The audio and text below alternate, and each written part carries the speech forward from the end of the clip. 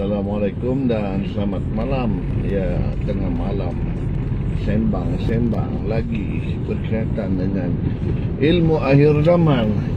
Ilmu akhir zaman ni, untuk kita mencapai ilmu akhir zaman, kita perlu kembali kita mengenal asal kejadian kita.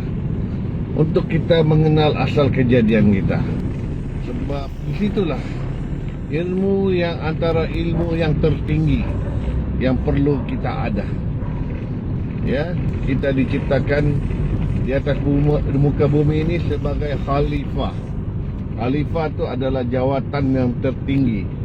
Khalifah ni sebenarnya pemikiran banyak yang mengatakan khalifah ni adalah pemimpin, ketua kerajaan, kan. Tetapi khalifah, sebenarnya khalifah, kalau kita belajar dari segi bahasa Arab, artinya pengganti, wakil. Jadi khalifah tu khalifah Tuhan, wakil Tuhan, pelaksana Tuhan. Itulah khalifah di atas muka bumi. Jadi kalau kita naiklah daripada hamba, daripada martabat hamba tu, martabat hamba yang tertinggi adalah hamba. Hamba sebenar hamba tu adalah khalifah. Hamba sebenarnya hamba ni adalah khalifah.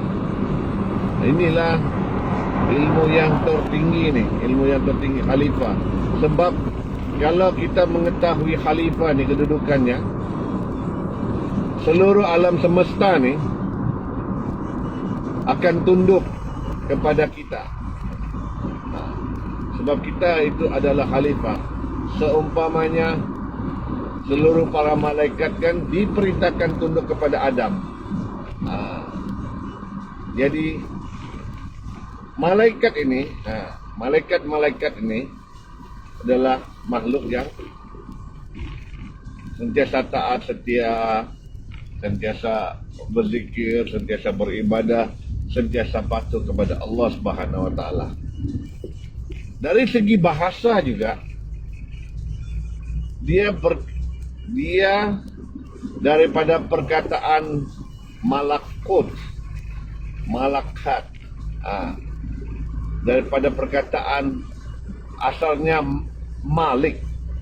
Jadi malik, malakat, malakut, semua ni, malaikat ini, dia sebenarnya artinya adalah kuasa, tenaga, kekuasaan, ketenagaan. Orang bilang it's about energy and power. Energy and power. Jadi itulah, oleh kerana dia menanggung energi dan power, maka malaikat itu asal kejadian dia adalah cahaya, nur. Sebab nur ini dia memegang kepada tenaga. Di dalam nur ni dia ada tenaga, dia ada kuasa, dan dia ada getaran, dia ada gelombang, dia ada pancaran. Itulah malaikat itu. Jadi sekiranya kalau kita perhatikan, apabila diperintahkan para malaikat ini sujud kepada Adam, kan, semestinya lah, jika kita tahu apa yang ditanggung oleh Adam itu, maka alam semesta ni, iaitu yang kebanyakannya terdiri daripada alam malakut ni, akan tunduk kepada manusia. Sebab manusia itu adalah khalifah. Inilah sebenarnya taraf manusia yang sebenar-benarnya. Taraf manusia yang sebenar-benar itu adalah khalifah. Kita ni mempunyai kekuasaan minda. Kita ni mempunyai kekuasaan pikiran. Kita ni mempunyai kekuatan roh. Pernahkah kamu, ini kadang-kadang kita bermainlah dengan pengalaman. Pernahkah kamu memikirkan makan durian? Sedapnya durian, bagusnya kalau ada orang ataupun apa ni, sekarang belum musim durian lagi. Bagusnya kalau ada orang bagi aku durian ataupun aku dapat makan durian petang ini. Kan? Belum lagi petang, tengah hari kita balik di rumah, jiran kita di sebelah baru balik daripada luar daerah, hantar durian kepada kita. Benda ni kerap terjadi kepada kita. Sebab apa? Itu adalah kekuatan fikiran kita. Kekuatan fikiran kita ni dia mempunyai gelombang. Gelombang ini akan menggetarkan alam semesta. Dan alam semesta akan tunduk kepada kehendak kita. Yang inilah yang perlu, ianya kadang-kadang jadi, kadang-kadang tidak jadi, kadang-kadang sepintas lalu, kadang-kadang tidak berlaku. Sebab kita tidak berusaha untuk menajamkannya. Kita tidak berusaha menggunakan keupayaan manusia yang sebenar-benarnya itu. Sebab kita ni ada kekuatan yang bukan fizikal ya. Kalau kekuatan fizikal kita menggunakan tangan, menggunakan kaki, menggunakan badan. Itu kekuatan fizikal. Tetapi kita ni ada kekuatan-kekuatan lain. Kekuatan spiritual yang ada di dalam tubuh badan kita. Kekuatan rasa, kekuatan nyawa, kekuatan perasaan dan juga kekuatan roh itu sebenarnya. Itulah yang paling kuat. Dia kalau di dalam apa ni lah, di dalam tamadun-tamadun lain, di tamadun-tamadun lain, kita ni ada kekuatan dalaman. Itulah ada disebut chi lah, kong lah, gong lah. Itu semuanya sebenarnya itu adalah menyebut berkaitan dengan tenaga batin yang ada di dalam tubuh badan kita. Sekiranya diperkuatkan, sekiranya diaktifkan, dia akan dapat memberi kita kekuatan.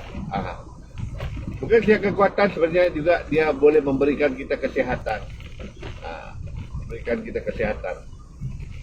Jadi berbaliklah cerita kepada apabila malaikat ini sujud kepada Adam, semuanya bersujud kecuali iblis. Kecuali iblis. Kalau mau paham cerita yang apa ni tentang Adam ini, kita perhatikan betul. Waktu Adam semasa dia patung, semasa dia daripada tanah yang dibentuk, dia belum lagi ditiupkan roh, belum diperintahkan malaikat untuk sujud kepada Adam. Apabila Adam sudah ditiupkan roh, barulah Adam hidup. Bila Adam hidup, barulah diperintahkan para malaikat itu sujud. Para malaikat itu sujud kepada Adam. Jadi,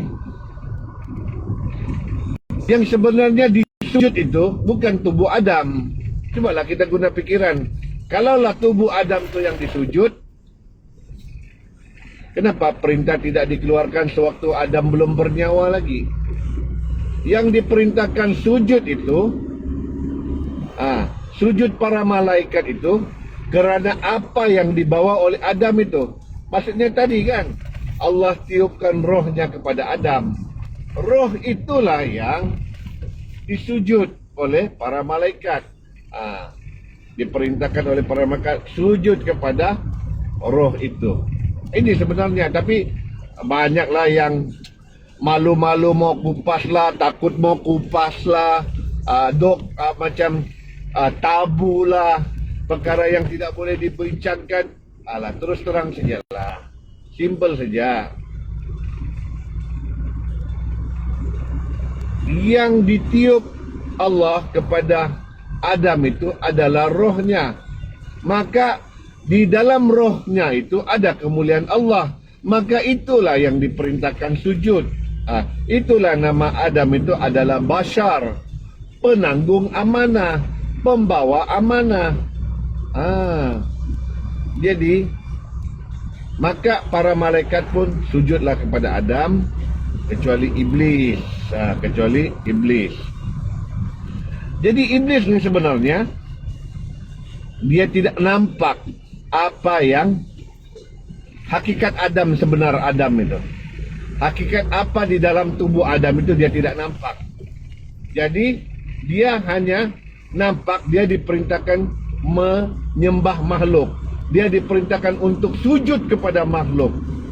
Maka itu sebabnya iblis tidak mau sujud. Sebab apa? Kita tengok perbualan dia. Wahai iblis, apakah yang menghalangmu daripada sujud kepada Adam? Maka dijawab oleh iblis, Adam itu diciptakan daripada tanah, aku diciptakan daripada api. Maksudnya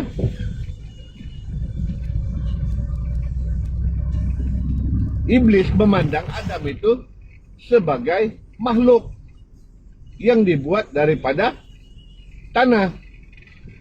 Dan dia merasa dirinya lebih mulia. Jadi mestilah iblis tidak mau sujud kepada Adam. Buat apa dia sujud kepada selain daripada Allah? Sudahlah selain sudahlah yang dia sujud itu bukan Allah, dan juga yang dia sujud itu lebih hina daripada dia. Inilah sebenarnya kalau kita mendalami iblis itu. Maksudnya iblis ni tingkat tauhid dia mungkin lebih baik daripada kita. Dia tidak sujud selain daripada Allah. Iblis ni iblis ini dia tidak sujud selain daripada Allah.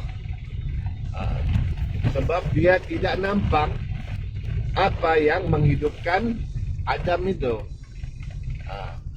Dia tidak nampak apa yang menghidupkan Adam itu. Yang menghidupkan Adam itu adalah roh Allah, kemuliaan Allah, keagungan Allah.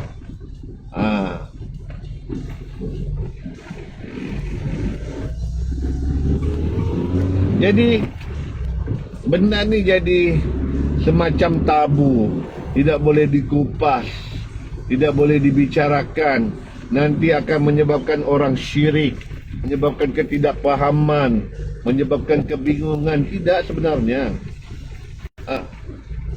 Kalau kita betul-betul mau mengenal Allah, betul-betul mau mengenal Tuhan, kita hilangkanlah hakikat iblis yang ada di dalam diri kita ni. Barulah kita nampak alam ketuhanan. Untuk kita lihat, untuk kita menyaksikan, untuk kita memahami alam ketuhanan itu, buangkanlah hakikat iblis itu yang ada di dalam setiap diri manusia ni. Ada hakikat iblisnya. Kita kena buanglah hakikat iblis tu. Hakikat iblis tu kena buang. Hakikat iblis ni ialah aku lebih baik daripada dia. Artinya itu adalah keegoan, keakuan, kesombongan, ketakburan, memandang diri sendiri. Itu adalah hakikat iblis. Mengaku adanya diri, itu adalah iblis. Ramai orang terperangkap. Ramai orang, termasuk ahli-ahli ibadah. Apabila kita mengatakan bahawa itulah dalam ayat 110 kan, kamu beribadat, tidaklah kamu beribadat tanpa syirik. Bagaimana tanpa syirik? Simple saja. Apa yang saya cakap ni pasti akan mengejutkan semua orang yang tidak pernah mengaji. Iaitu, kalau kita mengaku kita beribadah, kalau kita masih ada pengakuan diri kita beribadah, maka kita masih syirik lagi. Dengar baik-baik. Kalau kita mengaku kita yang beribadah, kita yang berbuat dalam ibadah, masih lagi kita syirik. Merasa diri kita beribadah, itu masih syirik lagi. Sebab apa? Janganlah terus menghukum apa yang saya perkatakan. Kena teliti baik-baik ya. Thank you sis. Thank you sis Saleha. Okey. Dia cerita dia begini. Cerita dia simple saja. Simple je. Cerita dia begini. Kalaulah kita mengaku kita yang beribadah, itu sebenarnya salah. Sebab bukankah kita membaca dalam ayat Al-Kursi, tidak ada sesuatu pun yang berlaku kecuali dengan izinnya. Maksudnya, kemampuan kita beribadah itu semata-mata izin Allah.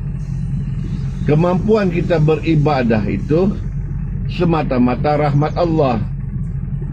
Jadi artinya, kalau tidak ada kemahuan Allah terhadap diri kita, kita tidak boleh beribadah. Simple saja. Simple as that. Tapi banyak orang tidak dapat terima. Sebab masih ada sombongnya lagi. Masih ada angkuhnya lagi. Aku yang penat di tengah malam. Tiap-tiap malam ni aku sembahyang tahajud. Tiap-tiap malam ni aku sembahyang qiyamul lail. Tiap-tiap malam ni aku bertasbih, memuji kebesaran Allah Subhanahu Wa Taala. Tapi jika masih lagi merasa diri sendiri yang beribadah, masih ada lagi hakikat iblis tu. Inilah yang sebenarnya perlu dibuang. Banyak orang yang tidak paham hakikat iblis. Bila merasa diri itu ada tu, bila merasa diri itu ada, keakuan diri itu kena dibuang. Barulah kita boleh sampai ke alam ketuhanan. Barulah kita boleh menyaksikan ketuhanan itu sendiri. Dimanapun kita memandang, di situ ada wajah Allah.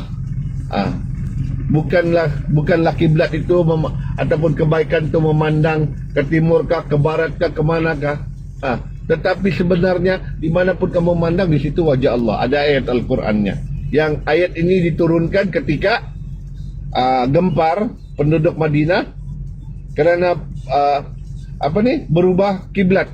Maksudnya kiblat sebelum ini umat Islam bersolat menghadap Baitul Maqdis. Kemudian turun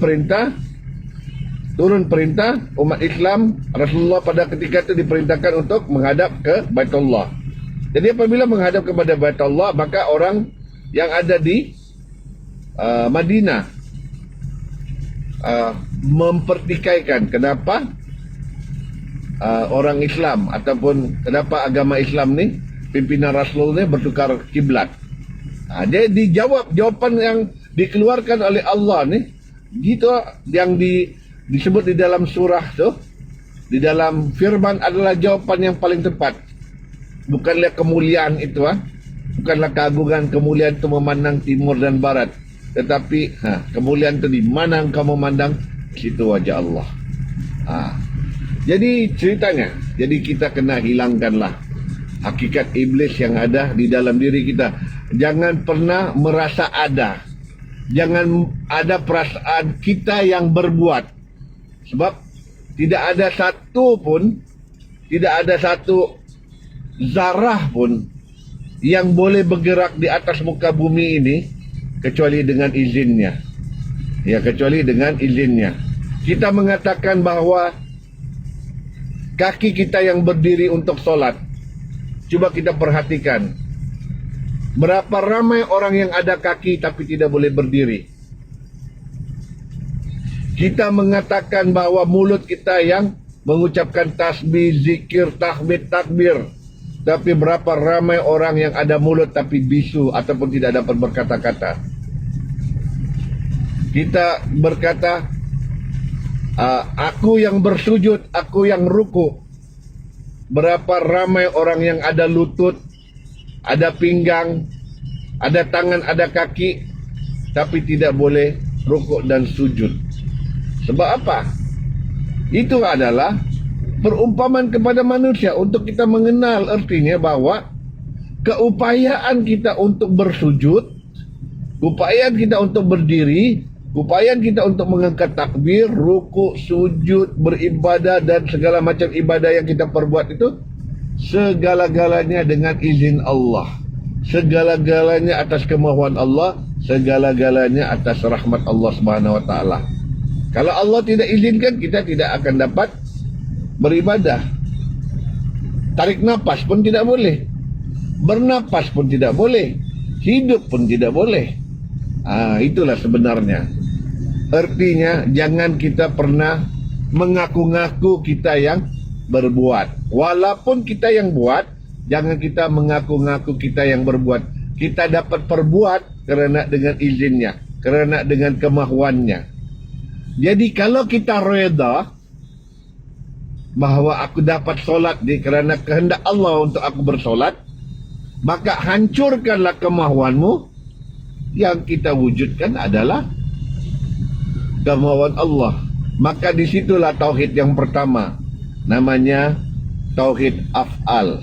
Tauhid af'al maksudnya segala perbuatan kita ni, kita yakin dan percaya perbuatan kita ni digerakkan oleh Allah Subhanahu Wa Taala. Selagi kita merasakan kita berbuat, kita melakukan sesuatu benda, sama ada yang baik, yang buruk, beribadah ataupun tidak, tidur, makan apa semua, selagi kita merasakan kita yang berbuat, maka di situ masih ada lagi keakuan diri, masih ada lagi kehendak iblis itu, masih ada lagi hakikat iblis yang ada di dalam diri kita. Kita itulah yang perlu buang. Inilah namanya jalan penyucian. Jalan penyucian kita kena yakin dan percaya bahwa apa yang digerakkan, apa yang bergerak, semuanya izin Allah, semuanya kehendak Allah. Tidak ada melainkan kehendak Allah, tidak ada melainkan kekuatan Allah. Jadi kita kan selalu baca la haula wala quwata, tidak ada daya upaya melainkan Allah. Jadi kita kena tauhidkanlah tuh la haula wala quwata tuh, tidak ada daya upaya melainkan kekuatan Allah. Jadi hilangkanlah kekuatan kita tuh, hilangkan kekuatan kita, redakan dengan kehendak Allah.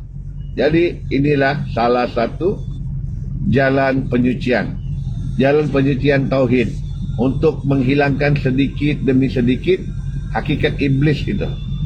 Hakikat iblis itu ada dengan kita. Selagi kita mengaku diri kita ada, selagi kita ego, selagi kita takbur, selagi kita sombong, aku saja yang betul, orang lain salah, aku punya pendidikan tinggi, kau tidak sekolah, aku belajar di Arab kah, di Jordan kah, aku ni hafiz kah, engkau tu sekolah pondok pun tak lepas, lagi-lagi engkau tu orang kampung tiada sekolah. Jadi ini bila kita start sudah membanding-banding diri kita dengan orang lain, merasa diri kita lebih mulia, itu sebenarnya hakikat iblis. Cerita berkaitan dengan penciptaan Adam, dengan kemudiannya Adam diajarkan nama-nama, kemudian malaikat disuruh bersujud kepada Adam, kemudian iblis tu enggan bersujud kepada Adam. Cerita yang ada di dalam Al-Quran ini, cerita-cerita ni bukan sesungguhnya cerita Adam, tetapi sesungguhnya adalah hakikat diri manusia itu sendiri. Kita faham atau tidak? Kita faham atau tidak? Apabila diperintahkan sujud, diperintahkan para malaikat itu sujud kepada Adam. Coba kita fikirkan, sujud yang macam mana tu? Janganlah kita gambarkan seperti kita sujud di atas sejadah tu. Ramai orang berfikir begitu. Mereka kan ramai orang yang berimajinasi sujudnya para malaikat itu ataupun sujudnya iblis itu kepada Adam macam kita sujud di dalam solat tu. Coba kita fikirkan, malaikat itu daripada cahaya, unsurnya cahaya, unsurnya energi, unsurnya adalah gelombang. Unsur iblis pula adalah daripada api. Unsur iblis pula daripada panas. Bagaimana panas, api ataupun cahaya tunduk kepada sesuatu? Inilah sebenarnya. Inilah sebenarnya. Apakah hakikat sujud itu? Hakikat sujud. Jadi maksudnya sujud para malaikat ini bukanlah berbentuk sujud fizikal. Sujud iblis ni pula bukan juga berbentuk sujud fizikal. Maksudnya perintah sujud kepada para malaikat ni dan juga kepada iblis ni adalah perintah ketaatan. Taatlah kamu, patuhlah kamu, ikutlah kamu perintah Adam. Bersujud kamu kepada Adam artinya seperti mana para malaikat ni tunduk kepada Allah, seperti mana malaikat ni patuh kepada perintah Allah, seperti mana para malaikat ni boleh diperintahkan oleh Allah, maka itulah sebenarnya sujud yang diperintahkan oleh para malaikat.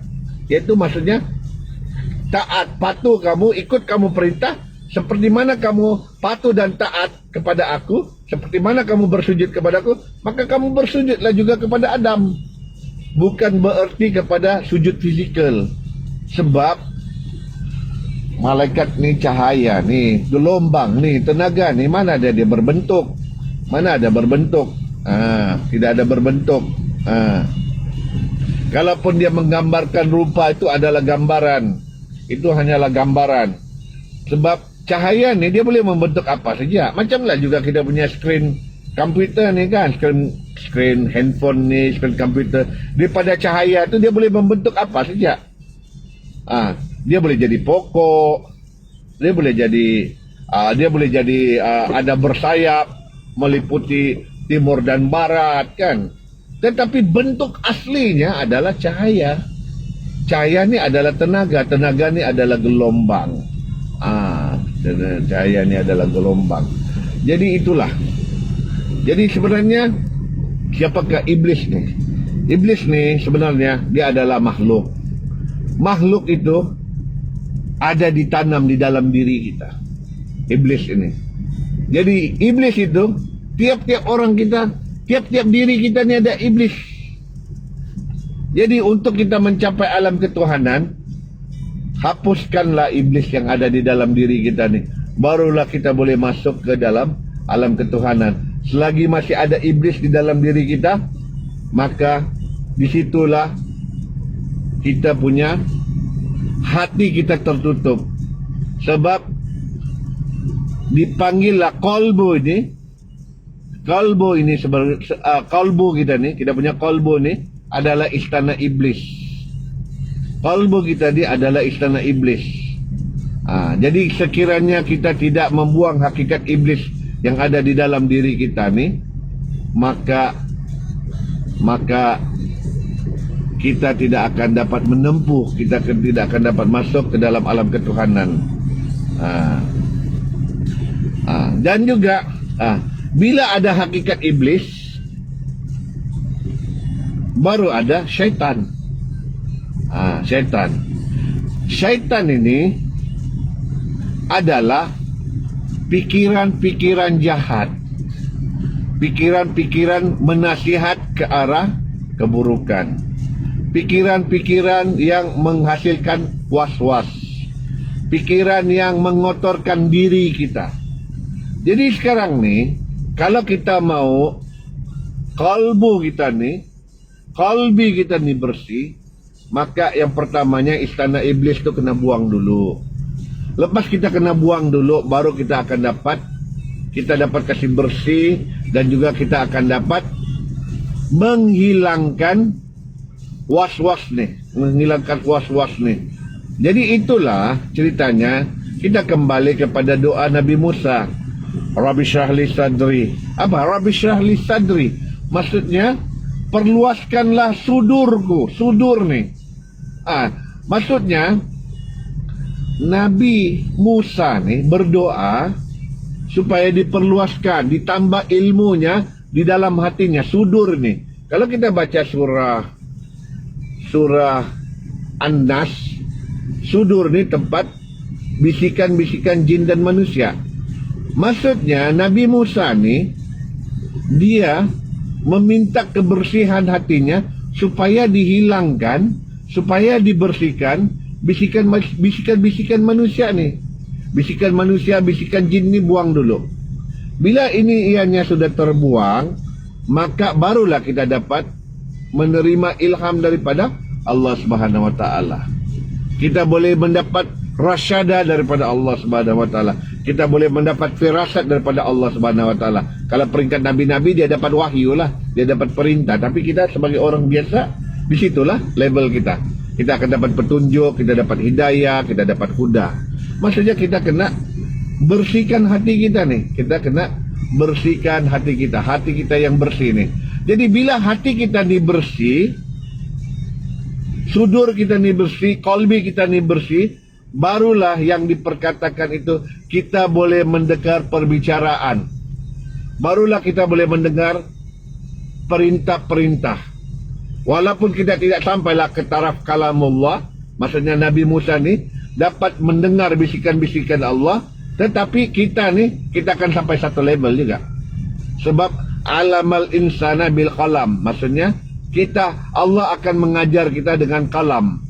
Kalam itu akan tertulis di hati kita kalau hati kita tidak kotor. Kalau hati kita tidak kotor. Jadi untuk membersihkan hati kita ni tidak ada jalan lain melainkan kita kembali mengingati Allah. Simple saja. Jalan untuk membersihkan hati kita adalah kembali mengingati Allah. Hanya dengan mengingati Allah, hati kamu akan menjadi tenang tentram. Itu yang pertama. Jadi kita akan mencapai satu hati yang tenang ni dipanggil hati mutmainnah. Itulah ada Allah menjemput. Sebenarnya ayat ni bukan digunakan waktu hari kiamat pun, bukan waktu hari akhirat. Apabila hai hati-hati yang tenang, kembalilah kamu kepada Tuhanmu. Itu artinya kalau hati kita tenang,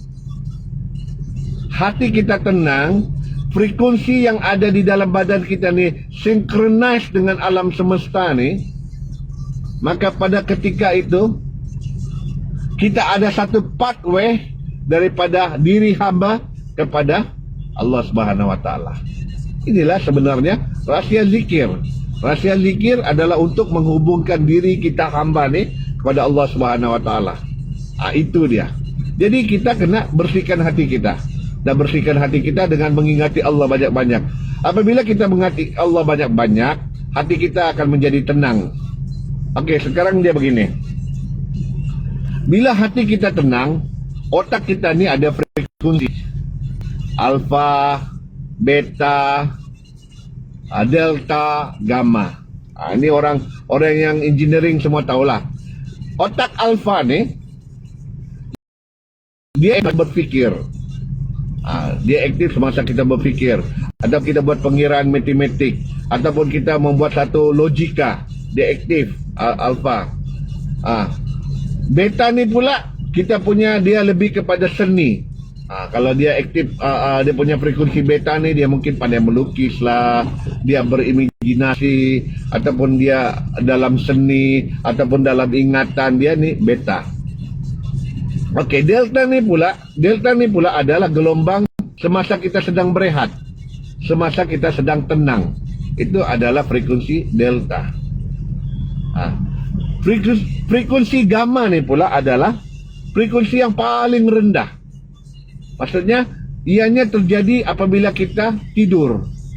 Apabila kita mengalami deep sleep, kita akan sampai kepada frekuensi delta dan gamma. Itu sebab kalau hati kita bersih, kita tidur, kita kadang-kadang boleh jumpa orang soleh. Kita kadang-kadang kalau ada rezeki boleh jumpa Nabi. Kadang-kadang sehingga kita boleh jumpa Nabi Rasulullah SAW pun kita boleh sampai pada peringkat kita tidur. Sebab frekuensi kita gamma tu frekuensi yang jernih. Tetapi kalau frekuensi kita tu kotor, dalam gamma tu dia ada campuran lah. Hati kita tidak tentram, ridem, hati kita tidak seimbang, kita punya fikiran bercelaru. Itu yang kita tidur, jumpa hantu, jumpa jin, jumpa jembalang loh. Tetapi kalau kita dapat tidur dalam keadaan yang tenang, kita akan jumpa orang-orang soleh, kita akan jumpa orang-orang yang baik. Kadang-kadang kita diberi rezeki oleh Allah bertemu dengan ibu bapa kita yang sudah meninggal dunia, dan kita diperlihatkan keadaan mereka. Itu sebabnya. Sebab itulah gelombang yang ada di dalam diri kita nih. Gelombang yang ada di dalam diri kita nih, frekuensi gamma yang paling rendah. Jadi coba kita fikir, ini orang sains boleh, orang yang faham, terutama orang yang berada di bidang telekomunikasi faham. Frekuensi tinggi, jarak dia dekat. Frekuensi tinggi ini jarak dia dekat. Frekuensi dia tinggi, berapa ribu hertz kah, ataupun oscillation dia tu tinggi. Kalau dia disimpan tenaga dia hanya boleh dihantar dalam jarak yang dekat, terhad.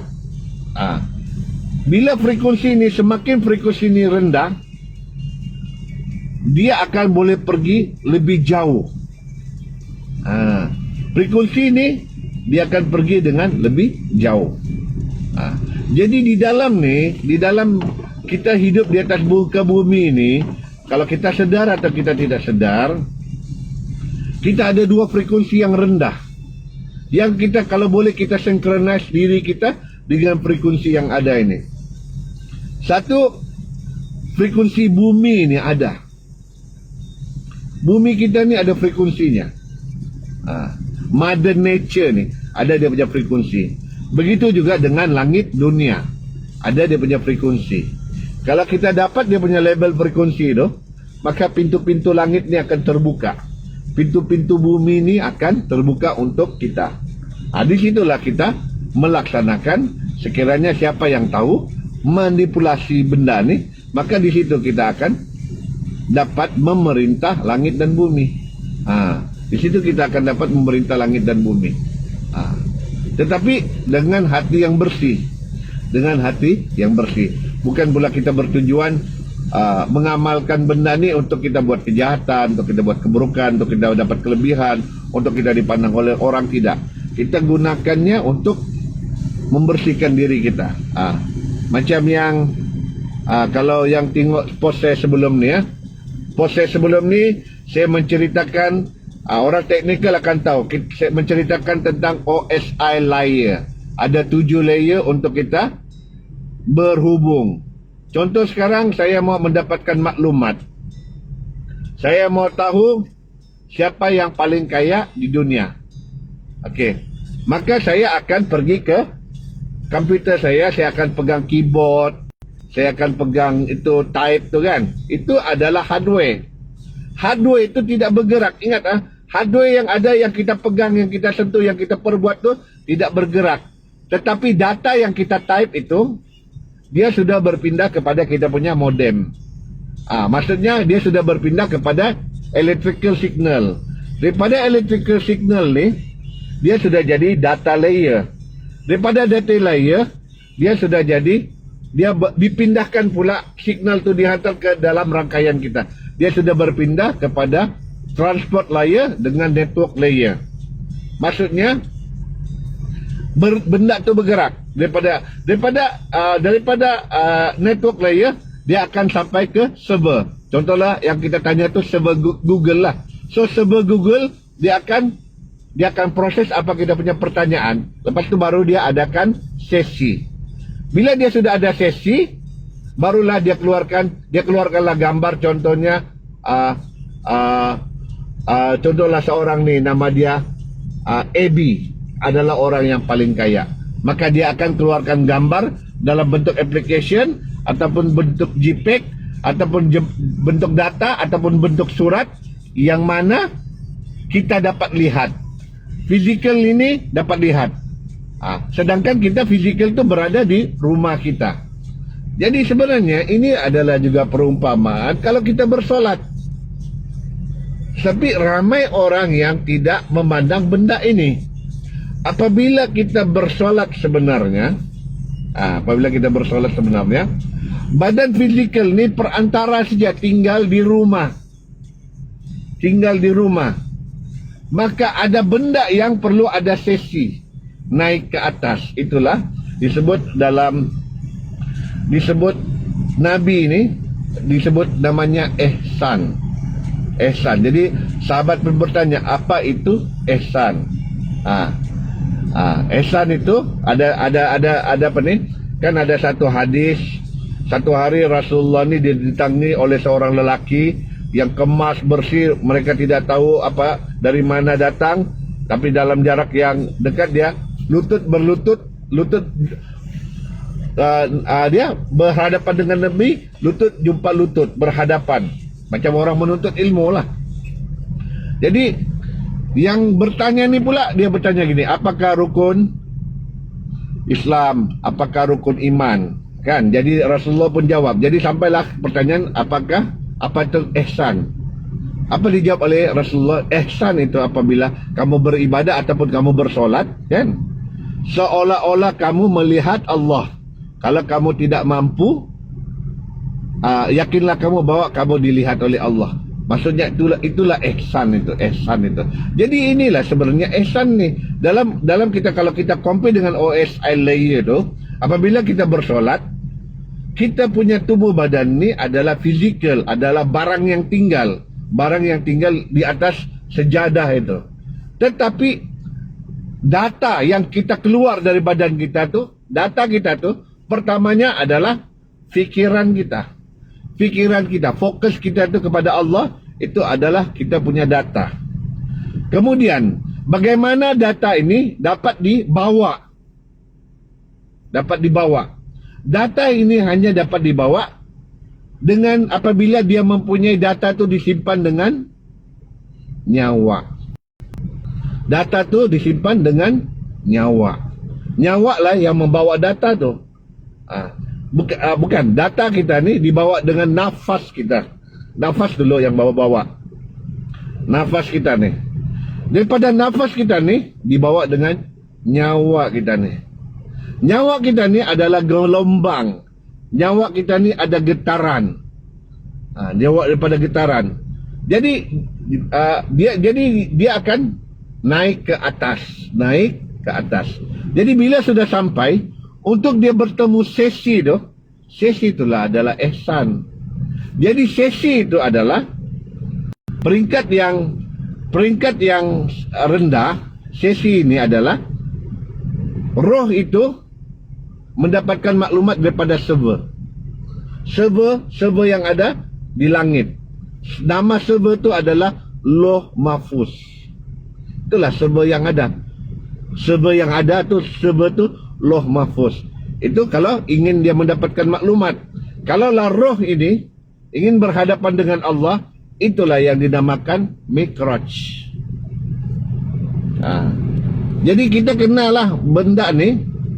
Untuk kita, bagaimana kita mencapai 4 tingkatan ni, hanyalah dengan satu cara saja. Buangkan hakikat iblis yang ada di dalam diri kita. Barulah kita boleh menempuh alam ketuhanan. Simple saja, as simple as that. Sebab saya punya penerangan ni, kebanyakan benda ni dikupas oleh kitab-kitab lama. Benda ni dikupas oleh kitab-kitab lama, tetapi susah orang fahami daripada istilah moden. Contohnya, kalau guru kita belajar dari guru hakikat kah, guru makrifat kah, guru sufi kah, guru tasawuf kah, akan cakap hanya Allah mengenal Allah, hanya roh mengenal Allah, hanya roh mengenal roh, hanya batin mengenal batin. Hanya roh, bila sudah sampai tahap roh mengenal roh mengenal Allah. Tapi kita tidak faham bagaimana di dalam aplikasi kehidupan kita. Banyak orang tidak faham. Jadi roh itu memang sudah mengenal Allah sejak sekian lama. Itulah setiap manusia ini, tidak kira apa bangsa, agama pun, di dalam hati mereka dia ada satu fitrah, percaya wujudnya Tuhan. Sebab apa? Setiap diri kita ni, kita ada roh. Roh kita dulu sudah menyaksikan keberadaan Allah. Roh kita ni dulu sangat kenal dengan Allah. Itulah ditanya, arastu bi rabbikum qalu bala syahidna. Jadi itulah kita dapat. Jadi kalau kita dapat memurnikan roh kita, maka kita akan dapat mengingat perkataan ingat nih, remembrance lah. Ini kadang-kadang kan orang cakap nih, zikir apa nih, zikir. Orang tidak paham. Bila dimelayukan, ingat yang macam mana? Simple saja. Kan Zat? Ingat nih simple saja. Ingat nih, kalau dalam bahasa komputer lah, ingatan nih disimpan di dalam storage. Maksudnya ianya sudah pernah berlaku, disimpan di dalam storage. Kemudian kita ada memori. Memori itu kita gunakan untuk recall. Barulah dia jadi ingatan. Begitu juga dengan diri kita. Untuk kita mengingati Allah, kita kena ingat pengalaman yang pernah ditanam di dalam diri kita. Ingatan terhadap Allah ni ada di dalam diri kita. Tetapi selama ni dia kotor. Jadi kita tidak dapat bongkar dia. Kita tidak macam contohnya lah, kalau dalam komputer ni kan, kita ada buat satu nama satu file, tapi kita sudah lupa. Mau akses pun kita tidak jumpa. Tetapi kalau kita berusaha lah masuk ke dalam file kita, dalam komputer kita, mana yang tak patut buang, mana yang tak patut buang, mana yang tak patut buang, cari, last jumpa. Oh, rupanya inilah satu file yang aku lama sudah tidak nampak. Bila kita buka, kita ingat. Maksudnya, bila kita buka, kita ingat. Itu ingatan yang pertama. Maksudnya itu kita menggali daripada asal kejadian kita. Kedua lagi, cara kita mengingat, apabila benda tu kita kenal, benda tu kita tahu, benda tu kita rasa, benda tu kita dapat tahu. Contohlah begini, paling simple. Siapa yang tak kenal emaknya sendiri? Kalau kita mengingati emak kita, kan? Kita mengingati emak kita. Kita dapatkan bayangkan rupanya. Kita dapat bayangkan kasih sayangnya kepada kita. Kita dapat rasa sejuk tangannya. Bahkan kedut-kedut dahinya, kedut-kedut tangannya pun kita dapat gambarkan. Kita dapat ingat seutuh mungkin. Selagi kita punya ingatan masih ada, kita dapat ingat. Kan? Kita dapat ingat. Sebab kita pernah nampak, kita sudah pernah kenal. Begitu juga apabila ingin kita mengingati Allah. Macam mana kita mengingati Allah? Kalau sudah kita kenal Allah, sentiasalah kita ingat Allah. Sebab tadi ayat tu, dimanapun engkau memandang, di situ wajah Allah. Dimanapun engkau memandang, di situ wajah Allah. Jadi macam mana lagi kita tidak ingat? Kita pandang bunga, ingat Allah. Kita pandang langit, ingat Allah. Kita pandang diri kita sendiri, ingat Allah. Sebab apa? Hanya boleh berlaku kalau hati kita bersih. Hanya boleh berlaku kalau hakikat iblis itu sudah tidak ada di dalam diri kita. Boleh kita benda ni. Jadi kita buka sedikit lagi. Sepertinya Nabi Musa.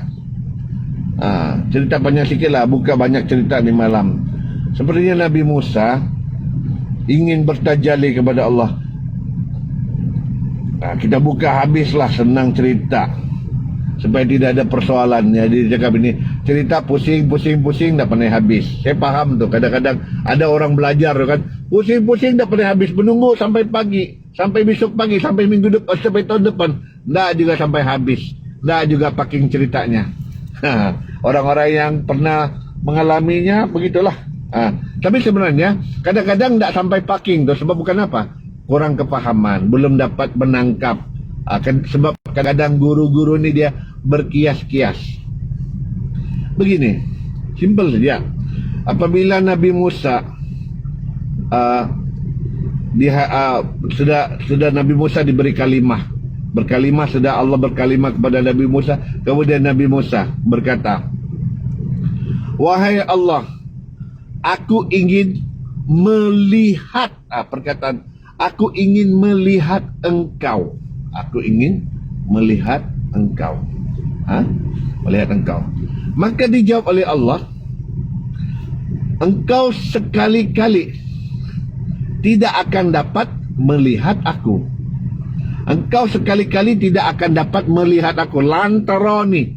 Engkau sekali-kali tidak akan dapat melihat aku. Tapi unzur, pandang gunung itu. Pandang gunung. Pandang gunung itu. Jadi apabila Allah tajalli, maka gunung itu hancur lebur. Dalam ceritanya hancur lebur dan Nabi Musa pun pengsan. Bangun-bangun Nabi Musa, saudara-saudara Nabi Musa, awalul mukminin disebut. Dia adalah orang-orang yang awal-awal beriman. Jadi kebanyakan cerita ini berlalu pergi begitu saja. Tapi sebenarnya ini ada satu kisah yang sangat besar. Simple saja.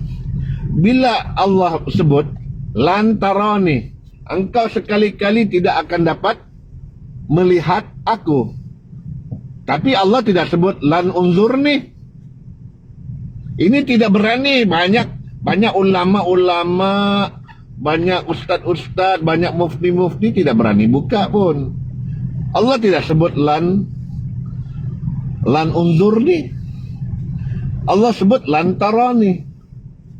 Maksudnya Allah sebut engkau tidak akan dapat melihat aku.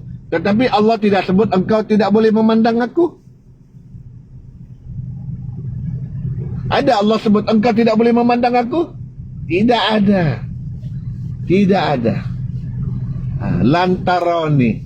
Yang disebut adalah lan tarani, bukan lan unzurni. Inilah sebagai kita kena paham bahasa Arab nih, kita kena paham dalam bahasa kita sendiri. Allah tidak sebut lan unzurni. Jadi kadang-kadang kita pun fikir apa beza pandang dan lihat. Apa beza pandang dan lihat? Pening saudara. Pandang dan lihat ini sangat berbeza. Pandang dan lihat ini sangat berbeza. Itulah sebabnya di dalam Al-Quran nanti nikmat yang paling besar di dalam surga, muka mereka berseri-seri memandang mereka kepada wajah Tuhan mereka di dalam surga nih. Nikmat yang paling tinggi, nikmat yang paling agung. Maksudnya boleh memandang Allah. Kita pun semasa hidup nih, kita mesti ada keupayaan sekurang-kurangnya kita mengenal wajah Allah. Kalaupun kita tidak dapat mencapai martabat Mi'raj, sekurang-kurangnya kita mengenal wajah Allah. Apa beza kita straight to forward, straight to the point lah orang bilang kan. Jadi cerita ini jadi menarik. Dia begini. Apa beza pandang dan lihat? Kalau kita baca ayat itu, dan pandanglah kepada gunung itu, dan pandanglah kepada gunung itu, bila ada satu perkataan, jika kau dan kau pandanglah gunung itu, sekiranya gunung itu masih ada di tempatnya, maksudnya di situ ada satu perkataan Arab yang artinya kau kena pandang gunung itu sehingga gunung itu hilang, sehingga gunung itu menjadi jernih, sehingga pandanganmu tembus, sehingga kita memandang tidak ada lagi gunung itu, melainkan kita nampak cahaya yang membentuk gunung itu. Inilah sebenarnya pandang. Inilah artinya sebagai pandang. Kita melihat tidak akan dapat melihat, kita akan dapat memandang. Maksudnya dia begini, kalau Einstein cakap, Albert Einstein bercakap, bulan itu tidak berada di tempatnya, kita nampak kerana kita memandangnya. Apa artinya tuh dari segi sains? Maksudnya kita punya akal fikiran ini membentuk kita punya persepsi. Akal fikiran kita ni membentuk kita punya persepsi. Jadi kita ni berada di dimensi 3 dimensi, alam 3 dimensi. Maksudnya dimensi ini wujud, dimensi ini diproses oleh otak kita. Jadi oleh kerana dimensi ini wujud di dalam otak kita, kita ni sebagai mesin komputer yang semula jadi, maka pandangan kita tu akan masuk ke dalam optik mata kita. Maka dia akan proses di otak, maka terhasillah pada pemahaman kita, ini langit, ini awan, ini gunung, ini batu, ini pasir, ini tanah, ini rumput. Paham sudah? Kerana adanya otak kita yang memproses. Maksudnya macam Einstein tu cakap, kalau kita tidak proses, kalau otak kita tidak memproses, apa yang ada zahir di muka bumi ini tidak wujud pada pandangan. Tidak wujud pada pandangan, tidak wujud pada penglihatan, bukan pandangan. Okey, jadi artinya Untuk kita mencapai melihat gunung tu tembus, jadi kalau guru-guru ma'rifat, guru-guru hakikat, guru-guru sufi, guru-guru tasawuf, dia simpan macam ni. Pandang gunung tu namanya, nama gunung itu, kembalikan namanya. Kamu gunung itu tinggi, gunung itu bersifat, hilangkan sifatnya. Gunung itu dia batu, hilangkan zat gunung itu. Gunung itu dia biru, hilangkan sifatnya. Jadi guru-guru tasawuf atau guru hakikat, dia cakap kalau mau tajalli tu, menghilangkan gunung tu, pulangkan zatnya, namanya, sifatnya dan af'alnya, kembalikan. Tapi masih lagi ramai orang tidak paham bagaimana mau dikembalikan. Artinya ialah kita berhentikan otak kita, hentikan fikiran logika kita, hentikan fikiran logika kita. Fikiran logika kita inilah yang menghalang kita nampak apa yang ada di sebalik alam ini. Hilangkan fikiran logika kita nih. Jadi apabila kita dapat menghilangkan fikiran logika kita nih, yang akan nampak, maka yang memandang selepas itu adalah consciousness, adalah kesedaran. Bukan mata kita nih yang memandang, mata hati kita yang boleh memandang. Mata hati kita nih selalu memandang. Kalau kita bermimpi, itulah mata hati. Kan kita tidur, mata kita tertutup. Kita tidur, mata kita tertutup. Tetapi kita boleh nampak pemandangan, kita boleh nampak gunung yang cantik, kita boleh nampak bandar yang cantik, kita boleh nampak taman-taman yang cantik, kita boleh nampak bandar yang cantik, kita boleh nampak luar negara kan. Sebab waktu mata kita tertutup, mata hati kita tu terbuka. Mata hati kita dalam mimpi tu, mata hati kita terbuka.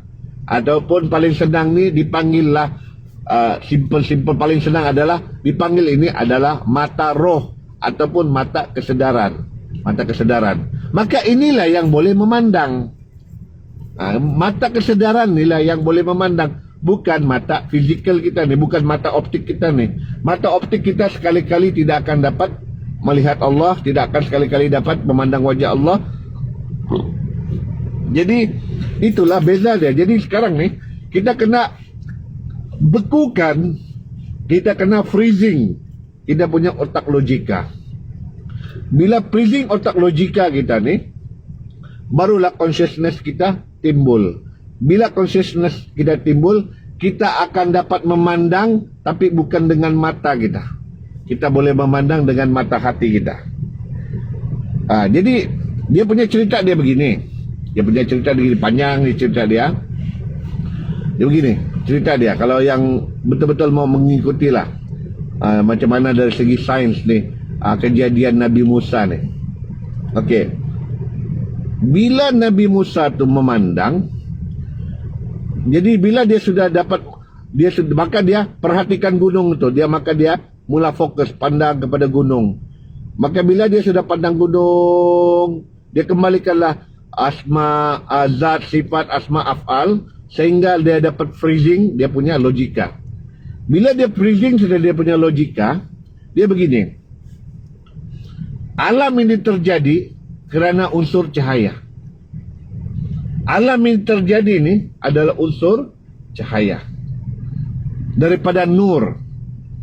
Kita kembali kepada firman Allah Subhanahu wa taala, Allahu nurus samawati wal ard.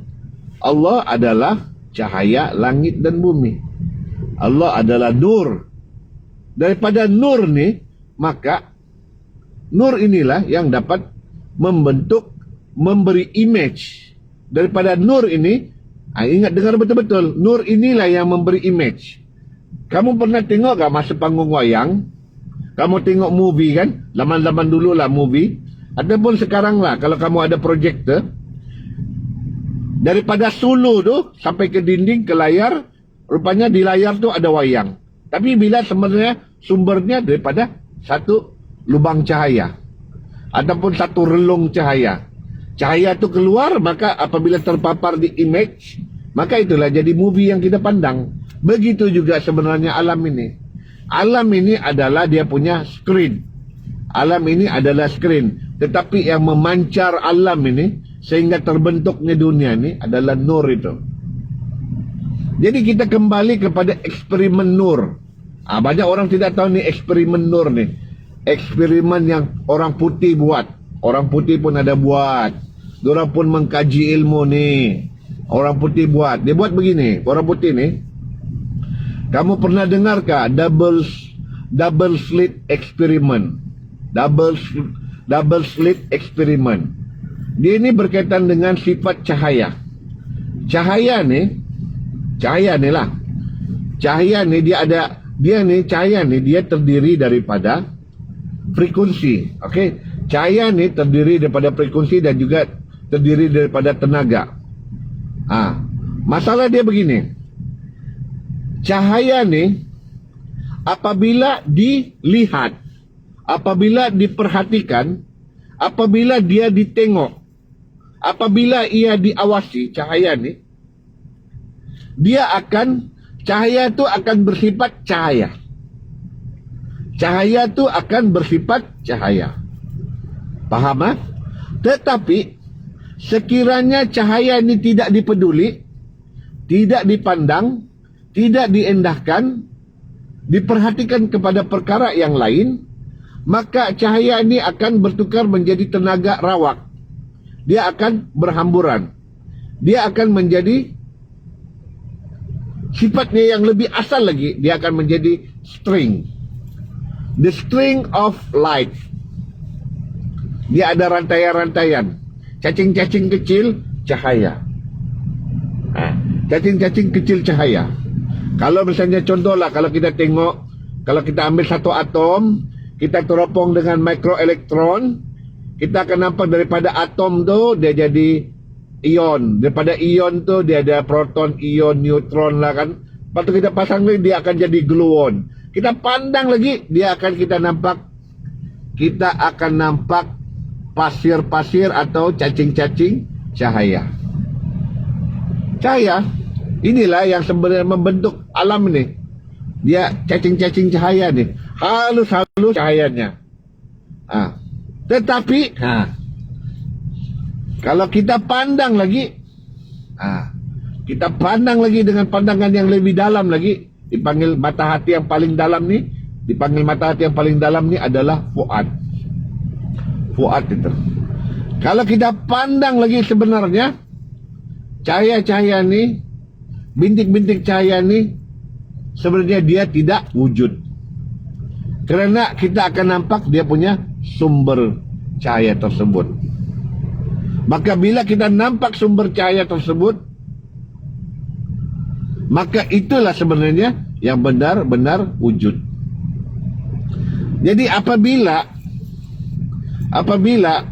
Nabi Musa dipandangnya gunung itu, rupanya gunung itu juga adalah rantaian cahaya yang terbentuk.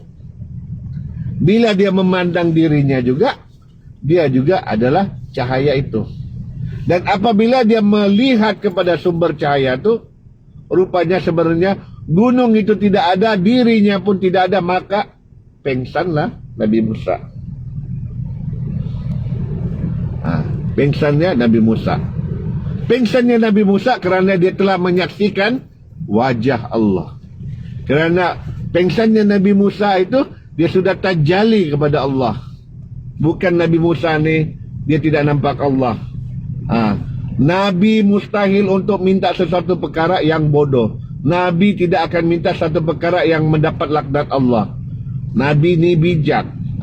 Jadi apabila pengsan sudah Nabi Musa, apabila dia sedar balik, pengsan itu artinya logika sudah tidak ada. Yang ada fuad saja. Yang ada memandang mata hati saja. Sehinggalah, sebab otak tidak boleh menanggung. Otak tidak boleh nampak. Jadi yang menanggung tu, yang melihat tu adalah fuadnya.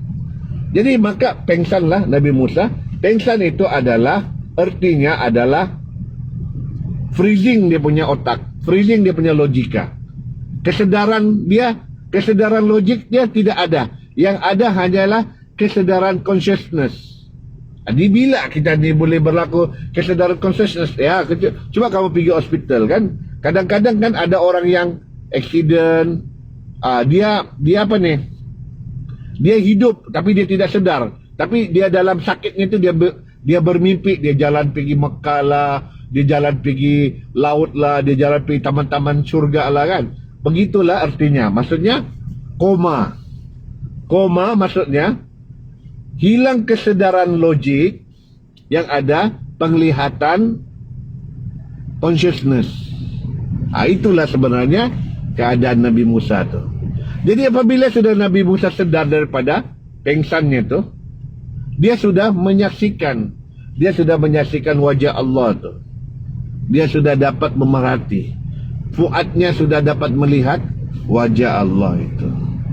Dia sudah pun kenal kepada wajah Allah itu. Bila Nabi Musa sudah kenal, maka barulah maka dijawab oleh apa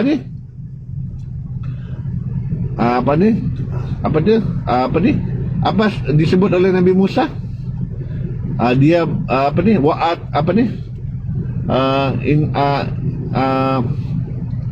Awalul mukminin. Awalul ni orang-orang yang paling awal, mukmin. Orang-orang mukmin ni orang-orang yang beriman, orang yang yakin, orang yang percaya. Jadi sekarang ni perkataan awalul ni, perkataan awalul ni apa ni? Banyak orang cakap awalul ni. Itulah kadang-kadang bila Nabi Ibrahim berkata, aku ni awalul muslimin, awalul mukminin. Awal ni apa ni arti awal? Banyak orang tidak tahu. Awal ni adalah asal. Yang asal. Yang paling awal, yang paling asal muasal. Asal muasal ni ialah, itulah namanya kedudukan roh. Hanya roh yang mengenal Allah. Jadi itulah Ibrahim apabila dia mengenal sudah Tuhannya, maka dia menyebut dirinya awalul muslimin. Nabi Musa awalul mukminin. Itulah sebenarnya ceritanya. Jadi maksudnya kesedaran fuad ni adalah kesedaran roh. Kesedaran fuad ni adalah kesedaran roh. Jadi simple saja. Itu saja simpelnya. Jadi mungkin selama ni cara pengolahan tidak dapat dipaham. Jadi inilah cara saya mengolah. Saya mengolah menggunakan pendekatan kitab-kitab lama, dan saya olah menggunakan pengetahuan saya dalam bidang teknologi dan komputer. Itulah caranya. Kesedaran tu. Tapi untuk kita mencapai kesedaran fuad ni, itulah kita kena bersihkan. Kita kena bersihkan kesedaran fuad ni. Untuk kita bersih, kita tengok Nabi Musa 40 hari dia berpuasa selama 40 hari. Itu namanya pembersihan diri. Begitu juga kita kena memperbanyakkan zikir. Supaya bila kita memperbanyakkan zikir, maka kita akan dapat mengingati Allah. Hati kita akan menjadi tenang. Tenangnya itu adalah pembukaan mata batin kita. Simple as that. Itu saya simple ya. Jadi itulah ada perintah Allah. Ingatlah aku sebanyak-banyaknya. Fazkurullahi katsira. Ingatlah aku sebanyak-banyak. Itu sebenarnya perintah, tetapi ramai yang tidak buat. Berzikir sebanyak-banyaknya mengingati Allah itu adalah perintah, tetapi ramai orang yang tidak buatnya. Jadi ini saya mau bagi kejutan budaya lah. Bagi-bagi yang mereka yang tidak pernah mengaji, bagi-bagi mereka yang tidak pernah memerhatikan Al-Quran itu dengan betul, apa kesannya sekiranya kita tidak mengingati Allah? Carilah ayat. Ada satu ayat yang berbunyi, sekiranya hati itu tidak mau mengingati Ar-Rahman, ataupun hati itu tidak mau mengingati Allah, maka syaitanlah menjadi sahabat qaribnya ataupun sahabat qarinnya. Dengar tu betul-betul. Jadi kalaulah syaitan itu berkurung di dalam tubuh, iblis itu hakikatnya masih ada di dalam tubuh, bagaimana untuk masuk ke alam ketuhanan? Jadi simple saja. Wabillahi taufiq wal hidayah. Assalamualaikum warahmatullahi taala wabarakatuh.